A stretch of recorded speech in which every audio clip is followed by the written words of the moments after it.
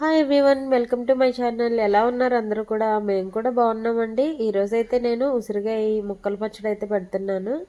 అందరూ చాలా బిజీగా ఉండుంటారు. ఇప్పుడైతే పండగ సీజన్ కదా, కొంతమంది ఉసిరికాయ పచ్చడి పెడతారు ఎందుకంటే ఈ సీజన్ కాబట్టి.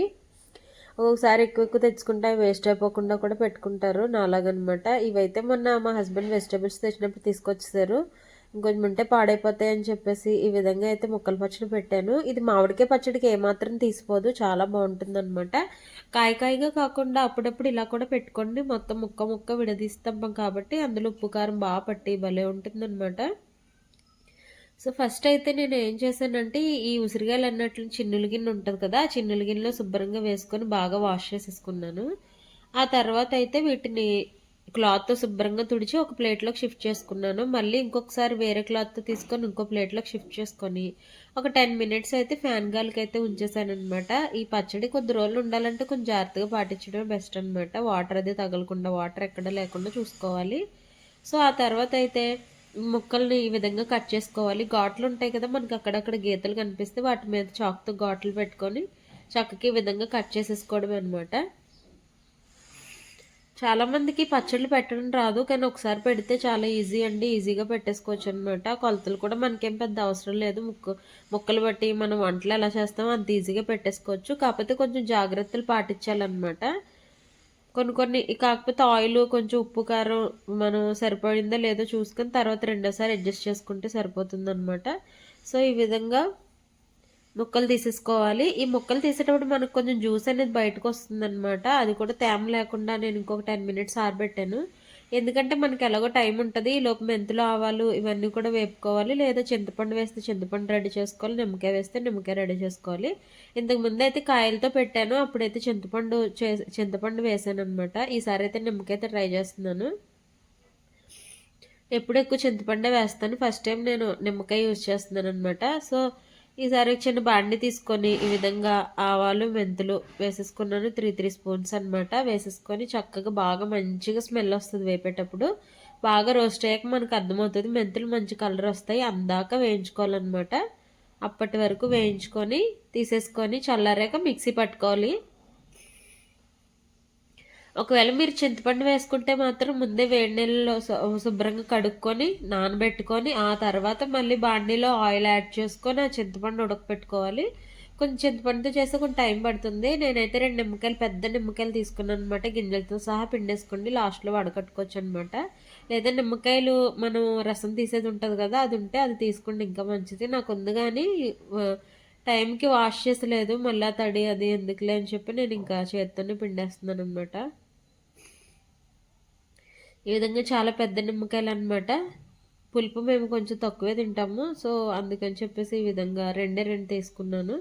మీరు పులుపుని బట్టి తీసుకోండి. ఇదైతే పెద్ద నిమ్మకాయలు కాబట్టి కలిపకు కూడా సరిపోయింది నాకైతే. ఆ తర్వాత ఒక బాండీ తీసుకొని ఇవైతే 1/2 కేజీ ఉసిరికాయలు అండి. 1/2 కేజీ ఉసిరికాయలకి కొంచెం ఒక పెద్ద కప్పులు ఆయిల్ అయితే వేసాను అనమాట. ముక్కలు మునిగేదాకా వేస్తే చాలు. ఇదే నాకు మళ్ళీ ఎక్కువైనట్టు అనిపించేసింది. సో ఈ విధంగా వేసేసుకొని బాగా వేయించేసుకోవాలి. కొంచెం ఆరబెట్టాక వేయించుకుంటున్నాను అనమాట. మరీ హై ఫ్లేమ్లో కాకుండా మరీ లో ఫ్లేమ్లో కాకుండా మీడియం ఫ్లేమ్లో పెట్టుకొని వేయించుకోండి. ఈలోగా అయితే ఇది అయితే నేను పౌడర్ చేసేసుకుంటున్నాను అనమాట. ఉసిరికాయ చాలా హెల్త్కి చాలా మంచిదండి. ఉసిరికాయని ఏ విధంగా తిన్నా కూడా దాంట్లో ఉండే బెనిఫిట్స్ అనేవి పోవన్నమాట. పచ్చడిలాగా కానీ ఎలాగైనా తీసుకోవచ్చు అనమాట. చాలా మంచిది మనకి, తల వెంట్రుక నుంచి కాలు దాకా అన్ని పార్ట్స్కి కూడా చాలా మంచిది అనమాట. మంచి బెనిఫిట్స్ ఉంటాయి. సో ఇలాగనమాట. జుట్టు బాగా పెరుగుతుంది ఉసిరికాయ కంపల్సరీ. మనం వారానికి 2-3 సార్లు తీసుకుంటే జుట్టు బాగా పెరుగుతుంది.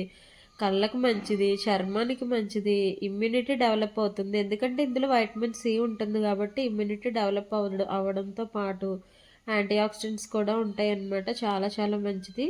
అండ్ ఇందులో ఉండే బెనిఫిట్స్ వల్ల షుగర్ ఉండే వాళ్ళకి బ్లడ్ షుగర్ కూడా కంట్రోల్ అవుతుంది.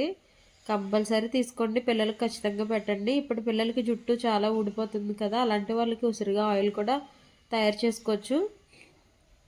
ఒకవేళ పిల్లలు ఇలా తినకపోతే అప్పుడప్పుడు ఉసిరికాయలు ఊరబెట్టుకునైనా ఇవ్వండి. చాలా బాగుంటాయి కదా ఊరబెట్టుకునేవి. చిన్నప్పుడు మనం బాగా తినేవాళ్ళం, రూపాయి కొట్టి వచ్చేది. నేనైతే బాగా తినేదాన్ని. మీకు ఎంతమందికి ఇష్టమో కామెంట్ చేయండి. సో ఆ తర్వాత మంచిగా వేగిపోయాక మరీ నల్లగా మార్చేయకండి ఉసిరికాయలు. అందాక నేను ఇప్పుడు ఎలా వేపానో అలా వేసుకుంటే మనం చిన్నప్పుడు ప్రియా పచ్చడి తినేవాళ్ళం కదా, ఆ టేస్ట్ అయితే వస్తుంది అనమాట. సూపర్గా ఉంటుంది. ఆ తర్వాత సేమ్ అదే ఆయిల్లో ఆవాలు, జీలకర్ర, చితక్కట్టుకున్న వెల్లుల్లి రబ్బలు, ఎండుమిరపకాయలు వేసుకొని కొంచెం ఇంగువ వేసుకున్నాను. మీకు ఇష్టమైతే కరివేపాకు వేసుకోండి, నేను కరివేపాకు వేయలేదు. ఆ తర్వాత ఒక బౌల్ తీసుకొని ఈ ఉసిరికాయలు కూడా చల్లారిపోవాలండి. చల్లారిపోయాక అప్పుడు మనం కలుపుకుంటే మనకి పచ్చడి అనేది స్మెల్ రాదు, కొద్ది రోజులు ఉంటుంది అనమాట. తర్వాత 4 స్పూన్లు సాల్ట్ అయితే వేసుకున్నాను. కొన్ని ఉప్పు అయితే కొంచెం బాగా ఉప్పుగా ఉంటాయి, చూసి వేసుకోండి. అది 4 స్పూన్లు కారం వేసేసుకొని, మాదైతే ఇంట్లో ఆడిచ్చిన కారం అనమాట, కలర్ కొంచెం తక్కువగానే ఉంటుంది. మీరు చూసి అడ్జస్ట్ చేసుకొని, మీకు తెలుస్తుంది కదా ఇంట్లో కారం ఎలా ఉంటుందో, దాన్ని బట్టి ఈ విధంగా వేసుకోవాలి. మెంతులు, ఆవాలు వేసేసుకోవడమే. నేను ఇది 4th టైం పెడుతున్నాను ఉసిరికాయ పచ్చడి మాకు పెళ్ళైన దగ్గర నుంచి. నిజంగా చాలా బాగా వస్తుంది నాకు ఉసిరికాయ పచ్చడి. ఈసారి అయితే నేను ముక్కల పచ్చడి పెట్టాను, ఎప్పుడు పెట్టినా చింతపండుతో పెడతాను.